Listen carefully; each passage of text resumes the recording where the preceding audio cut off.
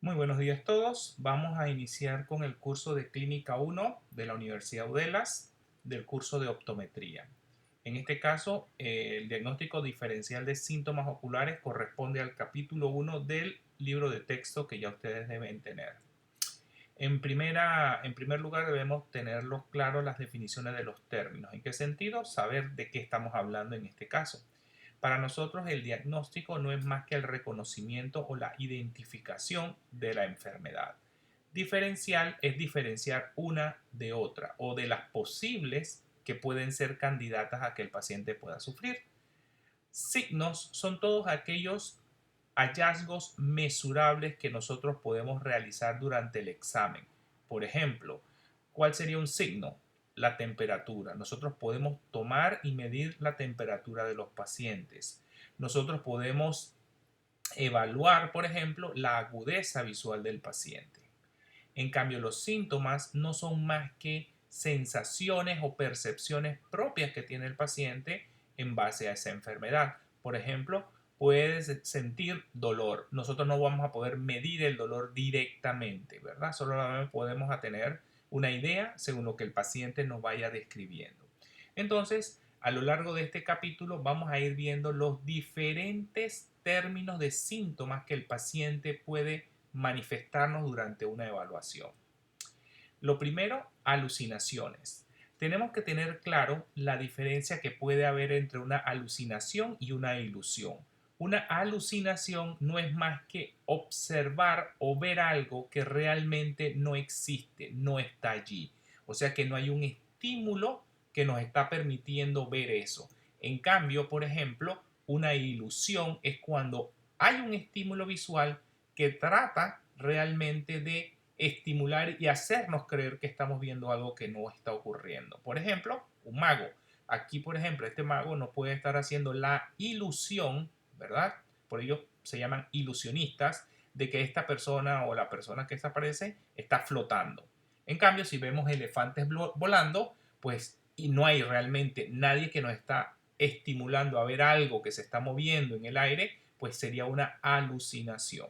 Entonces, como ustedes verán, hay cosas que pueden producir alucinaciones, o sea, ver cosas que realmente no se encuentran allí. Como muchas veces, por ejemplo, los pacientes que refieren ver mosquitas o puntitos o hilitos que se mueven, luces, flashes, relámpagos que vamos a ir viendo más adelante, que este tipo de alucinaciones se van a poder presentar en esa forma o inclusive también los pacientes con trastornos mentales pueden imaginarse, por así decirlo, cosas, o sea, tener alucinaciones. La cefalea, que traducido, digamos, al sentido común o al término común, se conoce como dolor de cabezas. Entonces, los dolores de cabezas, ¿verdad? Pueden no solamente presentarse, porque una persona le puede decir a uno que tiene un dolor de cabeza, pero debemos tratar de, por ejemplo, saber qué tipo es. Puede decir el paciente son como pinchadas o punzazos que siente en la cabeza. O puede decir que es algo como que le está compresionando o apretando la cabeza. O puede sentir que ese dolor es pulsátil, o sea, que pulsa. Ahora, veamos lo que es la ceguera nocturna. ¿Qué es la ceguera nocturna? Es básicamente una persona que refiere solamente que durante la noche o en condiciones de poca iluminación su visión se ve disminuida. Por ejemplo, vemos una persona que está conduciendo de noche, puede ver bastante bien o puede defenderse para conducir, y hay otros pues que ya sienten que como que la visión se les puede nublar un poquito más. Ejemplos de ellos, los errores refractivos. Hay muchas otras más, ¿verdad? Pero en este caso vamos a concentrarnos en el síntoma en sí y posteriormente cuando ya vayamos conociendo diferentes patologías, vamos a poder identificar este síntoma en donde lo podemos encontrar. Por supuesto, hay casos donde el paciente también siente que se le opaca completamente, o sea, hay una disminución. Sabemos que, por ejemplo, los bastones que se encuentran a nivel de la retina son los que nos ayudan con la visión nocturna. O inclusive el paciente puede tener distorsiones visuales, o sea, sentir que las imágenes están algo distorsionadas. Vamos a ver, por ejemplo, lo que conocemos como contracturas palpebrales o blefaroespasmos, que no es más la que una contracción del músculo orbicular de los párpados que no permite que abramos adecuadamente los párpados, ¿verdad? De esto podemos tener que sean unilaterales o bilaterales. Cuando son bilaterales, generalmente pueden estar asociados a trastornos neurológicos. Los unilaterales generalmente pueden ser lesiones o alteraciones propiamente de ese lado. Por ejemplo, si a usted le cae una brusca en el ojo, usted va a sentir esa sensación de que tiene que cerrar los ojos o los párpados porque le molesta y es difícilmente usted puede controlar el mantenerlo abierto como si nada. Entonces, ahí pueden haber causas secundarias. ¿Sí? Muy bien. Cuando hablamos de costras en los párpados, estamos hablando que a nivel de los párpados, las pestañas, podemos tener secreciones adheridas a ellas. Por ejemplo, si vemos la imagen de la izquierda, vamos a ver, por ejemplo, en la parte inferior en el centro, como 4 o 5 pestañas nacen en diferentes posiciones del párpado, pero se juntan formando como si fuera un ramillete y es debido a las secreciones. En cambio, en la imagen hacia la derecha, vamos a observar que se encuentran como unas perlas hialinas o un poquito grisáceas. Eso obviamente, en este caso, ¿verdad? Son liandres, o sea, piojos, pero básicamente podemos tener diferentes tipos de costras a nivel de los párpados. Muchas veces el paciente puede referir destellos o flashes que observa, ¿no?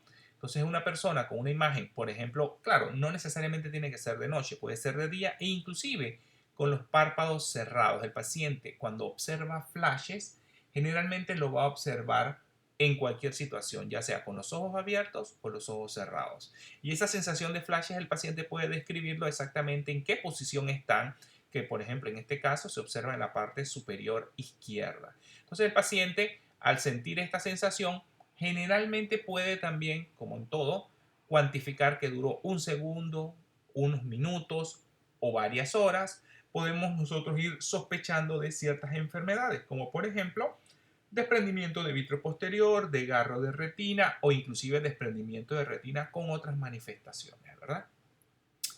Vamos a ver que el paciente también puede presentar o referir que está viendo menos.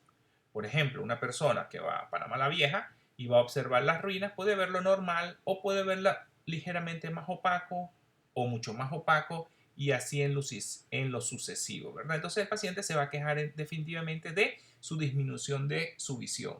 ¿Cuál sería el signo que nosotros podríamos ver? Pues básicamente llevando a este paciente a tomar una agudeza visual en la cartilla de Snellen. Pero no solamente la agudeza visual es importante, también tenemos el contraste y los colores. El paciente igualmente puede referir, por ejemplo, distorsión de la visión, o sea que tiene una visión distorsionada o, digamos, deformada. Nosotros, por ejemplo, aquí vemos las palmeras, ¿sí?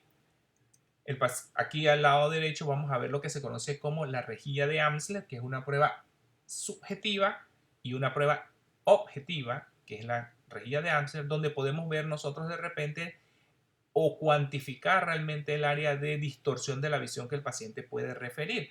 Por ejemplo, ahora si observamos del lado izquierdo la palmera que está hacia la izquierda, vemos por ejemplo cómo el paciente puede referir esa área de distorsión de visión. Claro, si el paciente está viendo a ese punto, que es el centro de la visión, nosotros podríamos ver, si es que se da así, acá en la cartilla de Snellen, cómo esa área de la cartilla se puede ver distorsionada. Y obviamente esa cartilla debe coincidir o coincidirá con el área de visión referida por parte del paciente.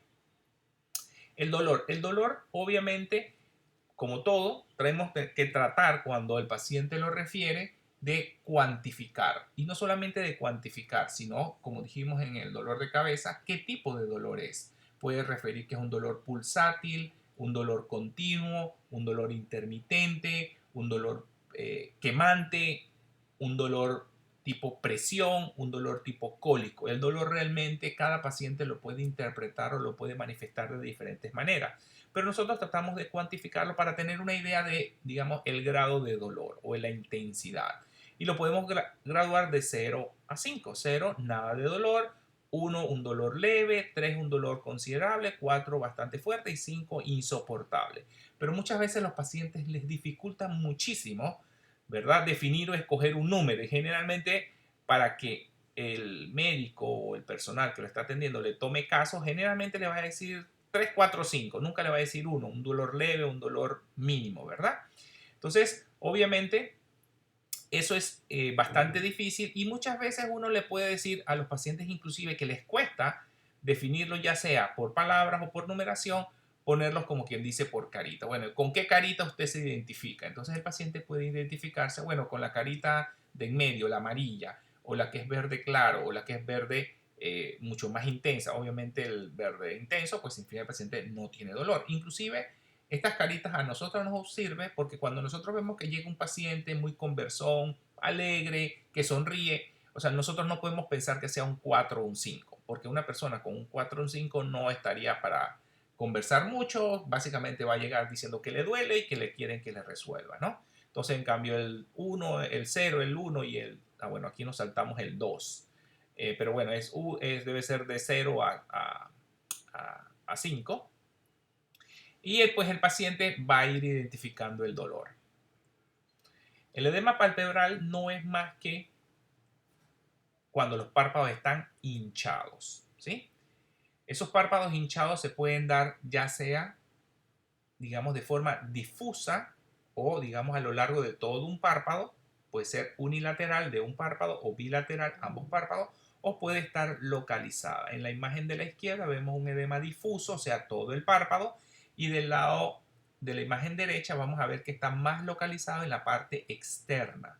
Cuando nosotros vemos un párpado lo dividimos en 3 porciones, la parte externa, la parte interna. La externa va hacia la parte temporal, la parte interna va hacia la nariz o nasal y la parte central. Entonces, por ejemplo, en la imagen de la derecha vemos que hacia el lado temporal es donde hay mayor edema o hinchazón. Generalmente los edemas palpebrales se pueden deber a muchas razones: conjuntivitis, alergia, orzuelo, chalación. Generalmente, cuando estamos en una etapa de orzuelo, que es la fase activa, digamos, de la infección de una glándula de meibomio o de una glándula sebácea a nivel del párpado, generalmente estas van a ser más difusas. Y cuando ya se va tornando hacia un chalación, van a hacerse más localizadas, o sea, más hacia un sector, porque ya se va identificando solo la glándula y todo o el resto del párpado ya va a estar más, digamos, recuperado. El estrabismo en la infancia, recordemos que nosotros no deberíamos realmente decir estrabismo. ¿Por qué? Porque el estrabismo es una evaluación de un signo que nosotros observamos cuando los ojos no están alineados de por sí. Realmente debería ser diplopia, o sea, visión doble. Pero ¿qué ocurre? No todos los niños van a tener visión doble.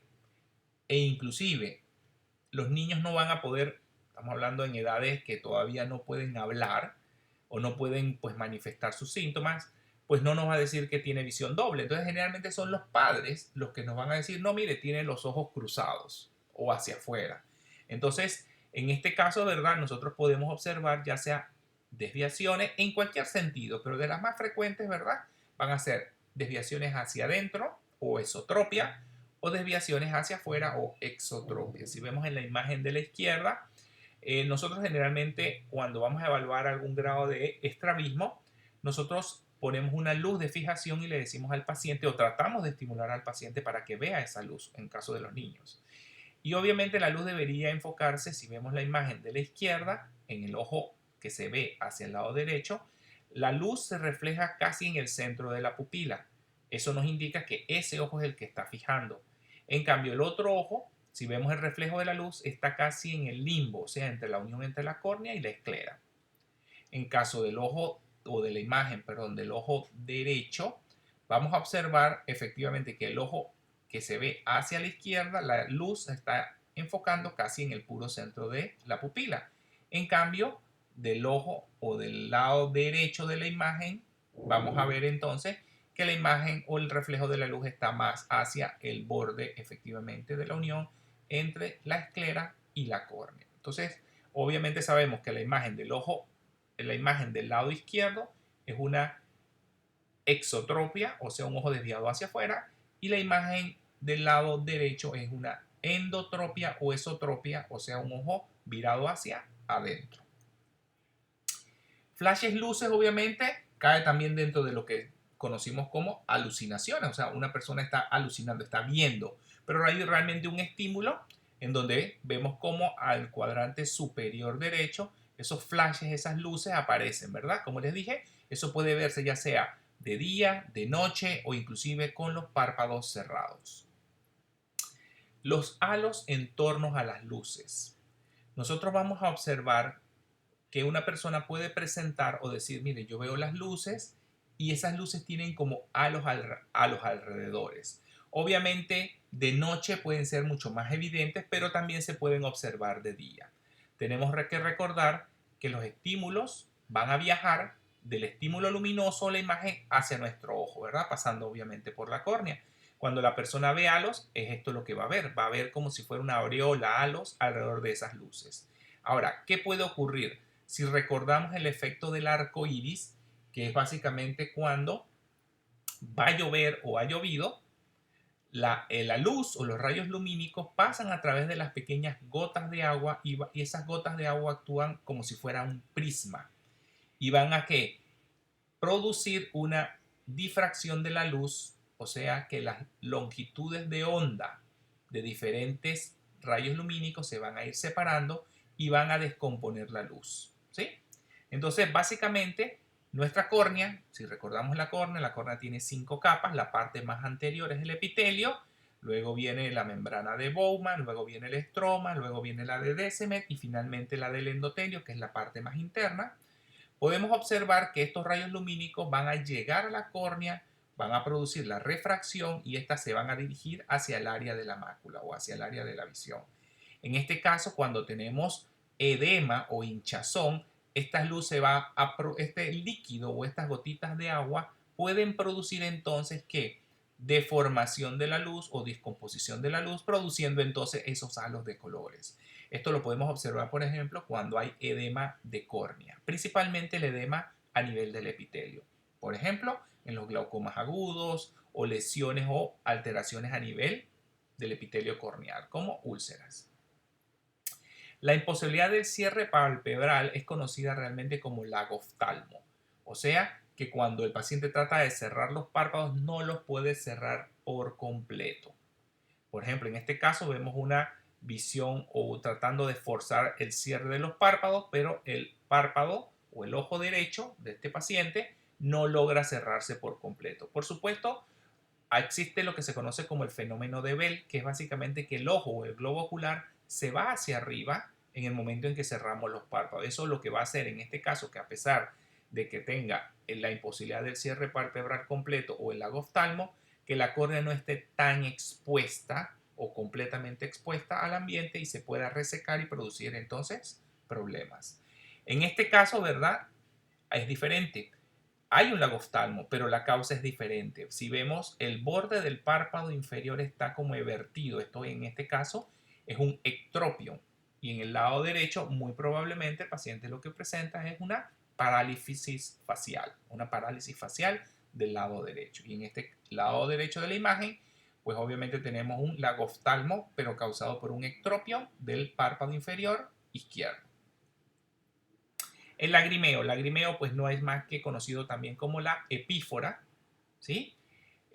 Podemos verlo en niños, podemos verlo en adultos o en personas mayores. Obviamente sabemos que el lagrimeo muchísimas causas lo pueden producir, desde una tristeza, dolor, en este caso los niños manipulación, o también, por ejemplo, algún tipo de emoción fuerte, o dolor, o sensación de cuerpo extraño. Entonces vemos que hay muchísimas posibles causas de ese lagrimeo. Ahora, en los niños, por ejemplo, las obstrucciones del sistema de drenaje lagrimal pueden producir lagrimeo. En el adulto lo puede producir, por ejemplo, también inclusive el ojo seco.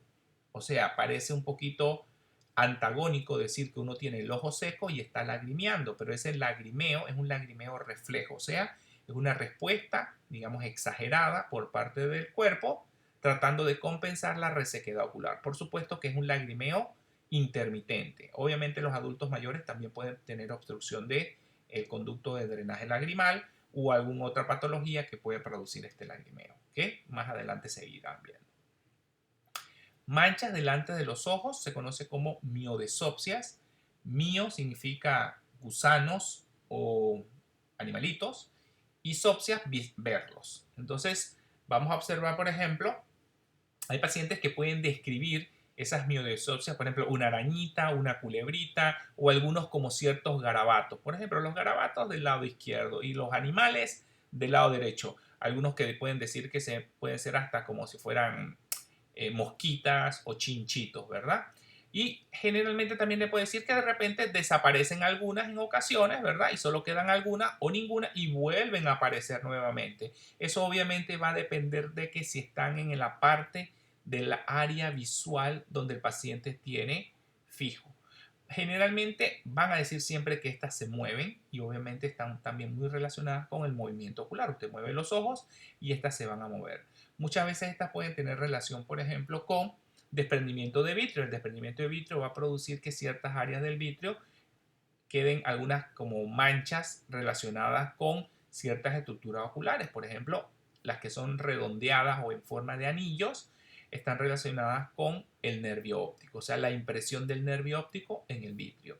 Y las otras que parecen hilitos pueden ser por condensaciones en el vitrio. El ojo rojo. El ojo rojo tenemos que tener claro, ¿verdad?, que en términos correctos se conoce como hiperemia conjuntival, o sea, la conjuntiva está roja. Y por ejemplo, nosotros podemos clasificar el ojo rojo. Si lo vemos por sectores, digamos que el que está hacia la izquierda superior es el sector 9 o a las 9, el que está hacia la derecha es el sector 3 y el que está abajo es el sector 6, pensando en las manecillas del reloj. Entonces, si observamos a las 3, la inyección conjuntival es una inyección conjuntival difusa. ¿Qué quiere decir?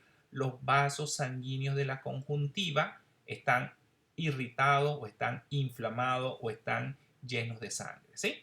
En cambio, el que está hacia las 6, que dice inyección ciliar, vamos a observar que gran parte de la conjuntiva va a estar de su color normal, o sea, transparente y deja ver entonces la esclera blanca. Por eso es que se ve la conjuntiva blanca. Pero vamos a observar que muy cerca del iris, en este caso, de lo que conocemos como el limbo, sí va a estar rojo.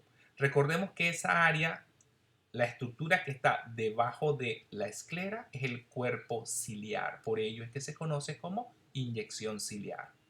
Y la que vemos hacia las 9 es una inyección cilioconjuntival, o sea, toda la conjuntiva, además de la área del cuerpo ciliar. Entonces, cuando nosotros observamos, podemos observar, por ejemplo, en este caso, el ojo rojo. Si lo pudiéramos clasificar o lo quisiéramos clasificar, pues diríamos que es una inyección ¿qué? Conjuntival, porque parece que es difuso a lo largo de toda la conjuntiva. Si observásemos este, ¿verdad? Básicamente parece muy similar, parece una inyección conjuntival, por supuesto, mucho más intensa que la otra, porque vemos que va desde la parte más lejana hacia el limbo y hacia la parte del limbo también de igual manera está inflamado. Si vemos esta imagen, este es diferente. Si observamos, el rojo es más uniforme. Esto no es es un ojo rojo, pero no es una inyección ni conjuntival, ni ciliar, ni cilioconjuntival. Básicamente es lo que llamamos nosotros una hemorragia subconjuntival, que el término correcto sería hipema. Que ahí vamos con los diagnósticos diferenciales, ¿verdad? El hipema es un diagnóstico diferencial del ojo rojo. La inyección conjuntival, una conjuntivitis puede serlo. Una inyección ciliar, una uveitis puede ser una parte del diagnóstico diferencial. Inyección cilioconjuntival, pues por ejemplo podemos tener una conjuntivitis, ¿verdad? O una queratitis con una inflamación de la cámara anterior y puede producir entonces esa inyección cilioconjuntival. También podemos tener o ver áreas localizadas, o sea, no es todo el globo ocular, es una pequeña área. En este caso, ¿verdad? Es un pterigio y entonces también el pterigio cae dentro de un diagnóstico diferencial. Entonces, siempre que nosotros observamos, por ejemplo, inyecciones conjuntivales o ojo rojo, tenemos que ver las características o las áreas involucradas y los sectores que están involucrados. Aquí vemos, por ejemplo, casos, el que está hacia la izquierda sí pareciera un cilio conjuntival. ¿Por qué? Porque sí está un poquito más inflamado a nivel de ¿dónde? Del cuerpo ciliar o alrededor del limbo y también en la parte más distal. En cambio, la imagen que está hacia la derecha sí pareciera mucho más intenso a nivel ciliar. Entonces yo pondría que el del lado izquierdo es una cilio conjuntival y el de la derecha sería una ciliar. Por supuesto, todavía tenemos que buscar mucho más signos y síntomas cuando nosotros vamos a tratar de hacer el diagnóstico diferencial de estas diferentes enfermedades. El ojo seco. El ojo seco, muchas veces el paciente llega diciendo, siento los ojos secos o siento los ojos cansados, por eso es que tengo ganas de dejarlos cerrados. Eso de dejarlos cerrados es porque sencillamente al cerrarlos, los ojos se van a humectar en mayor grado y eso va a aliviar esa sensación. O el paciente inclusive puede decir, ¿sabe qué, doctor? Es que yo siento como que no duermo bien, no descanso porque me levanto en la mañana con los ojos cansados, con la vista cansada. Entonces son diferentes formas en que el paciente puede manifestar estos síntomas. Nosotros cuando vamos a evaluar los ojos secos, ¿verdad? Pero tratando, digamos, de adelantar un poquito hacia los signos, vamos a ver primero, por ejemplo, el menisco lagrimal, que es básicamente la cantidad de lágrimas que descansa sobre el borde del párpado inferior. Inclusive ya hoy día hay equipos que miden este menisco lagrimal, ¿verdad? En la prueba clásica de los ojos secos, el test de Schirmer, que es básicamente medir la cantidad de producción de lágrimas basales.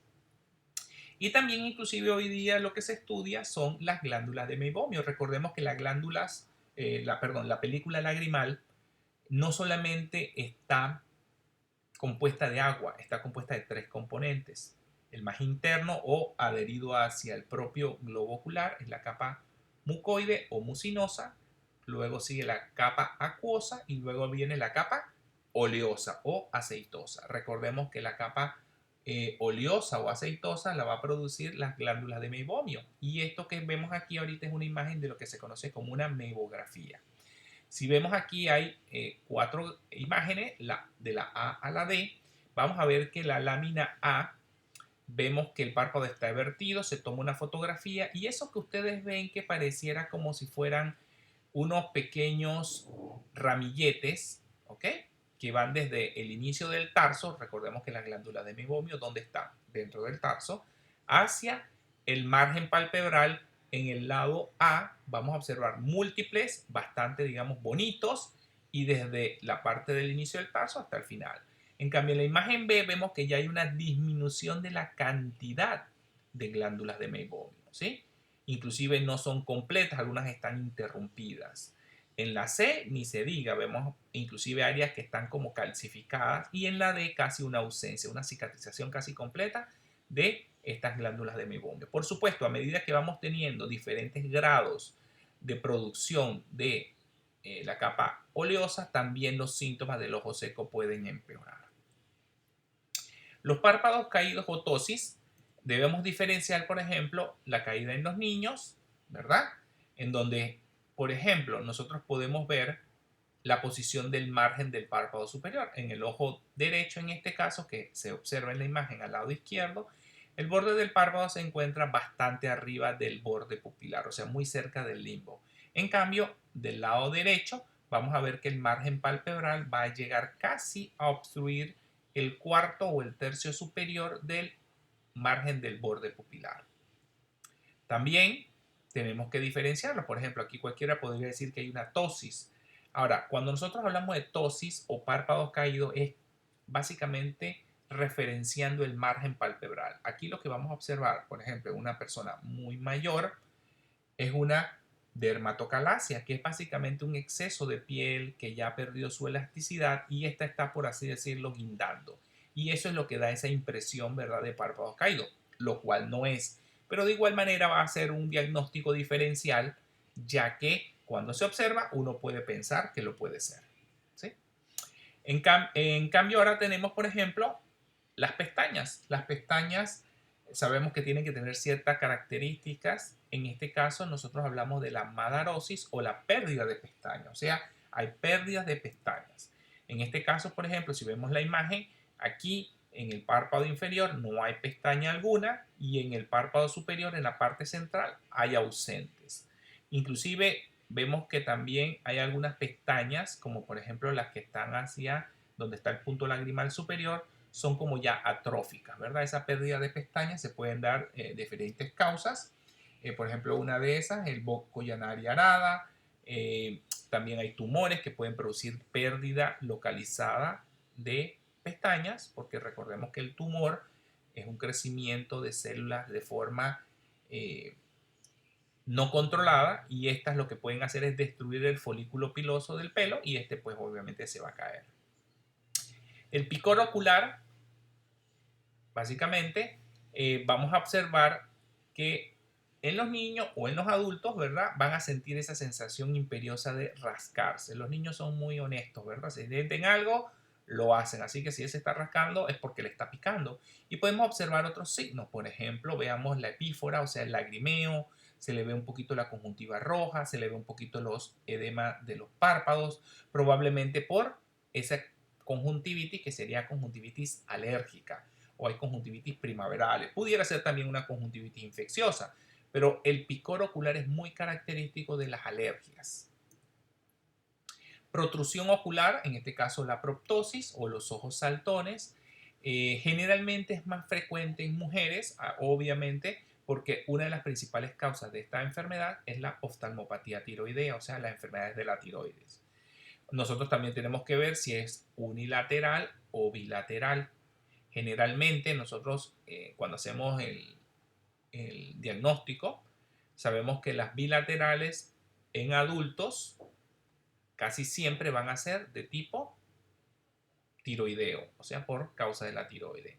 En cambio, los que son unilaterales hay que sospechar tumores o enfermedades tumorales que están produciendo o expulsando, por así decirlo, el globo ocular de la órbita. Secreciones podemos tener de varios tipos, ya sean mucoides, como el que está hacia el lado derecho de la imagen, o secreciones purulentas, o sea, que parecen pus, amarillosas, verdosas. Las otras son como blanquecinas, pueden ser irritativas, ¿verdad? Como por ejemplo las causadas por la distriquiasis o la triquiasis, o sea, las pestañas que van hacia el ojo y lo están irritando constantemente, y este va a producir este tipo de secreciones. La sensación del cuerpo extraño, el paciente muchas veces va a sentir esa molestia o algo que le está picando, puede sentir la sensación de parpadeo o dejar los ojos cerrados porque obviamente le está molestando, o sea, lo que conocimos como blefaroespasmo, ¿verdad? Y dentro de eso está todo el diagnóstico diferencial. Sensación de escozor es lo mismo que de picazón, ¿verdad? Que va a sentir esa picazón y pues obviamente la necesidad de rascarse.